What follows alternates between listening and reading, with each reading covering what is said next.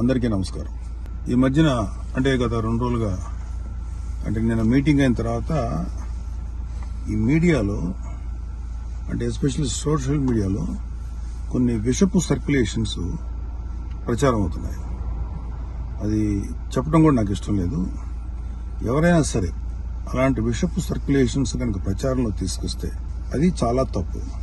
ఎందుకంటే అది Janasena, BJP, TDP కూటమి యొక్క స్పిరిట్కి అది చాలా తప్పుడు సంకేతాలు ఇస్తుంది. అది ఎవరు చేసినా సరే దయచేసి గుర్తుపెట్టుకోండి. అది ఎవరు చేసినా దాన్ని బ్యాక్ వెళ్లి సోర్స్ ఏంటో పట్టుకొని తగిన విధంగా మీకు బుద్ధి చెప్పాల్సి ఉంటుంది. ఇది చాలా కష్టపడి పవన్ కళ్యాణ్ గారు, చంద్రబాబు నాయుడు గారు, అటు పక్కన మోడీ గారు, ఇటు పక్కన పురంధరేశ్వరి గారు బీజేపీ నుంచి కష్టపడి తయారు చేసిన ఒక అద్భుతమైనటువంటి కూటమి. ఈ కూటమి స్పిరిట్కి ఎవడైనా సరే ఎఫెక్ట్ అయ్యేలాగా రాతలు రాస్తే మాత్రం చాలా తీవ్రమైనటువంటి చర్యలు తీసుకోవాల్సి ఉంటుంది. దయచేసి కూటమికి సంబంధించిన పార్టీలకు సంబంధించినటువంటి అందరి కార్యకర్తలకు రిక్వెస్ట్ ఏంటంటే ఇలాంటి విషపు రాతల్ని దయచేసి ఎవరు నమ్మకండి.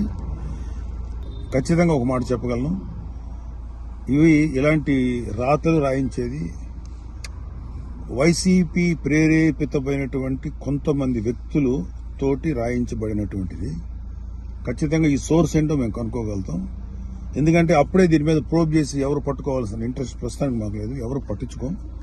కానీ ఇలాంటి రాతలు కనుక ఇలా కంటిన్యూ చేస్తే మాత్రం చాలా తీవ్రంగా ఎఫెక్ట్ చేస్తాం. చాలా తీవ్రమైన చర్యలు తీసుకోకపోతే ఇప్పటికే సోషల్ మీడియాలో వాట్సాప్లో సర్క్యులేట్ అవుతుంది, నాకు కూడా వచ్చింది. ఫస్ట్ పాయింట్, ఖబర్దార్ ఇలాంటివి కనుక మీరు ప్రచారం చేస్తారు.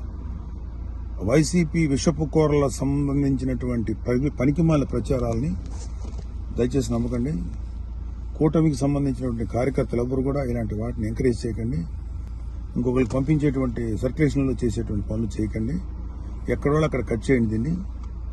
కూటమి స్పిరిట్కి దెబ్బ. ఎందుకంటే ఈ కూటమి 3 నాయకుల కష్టంతో చేసినటువంటి ఒక కూటమి.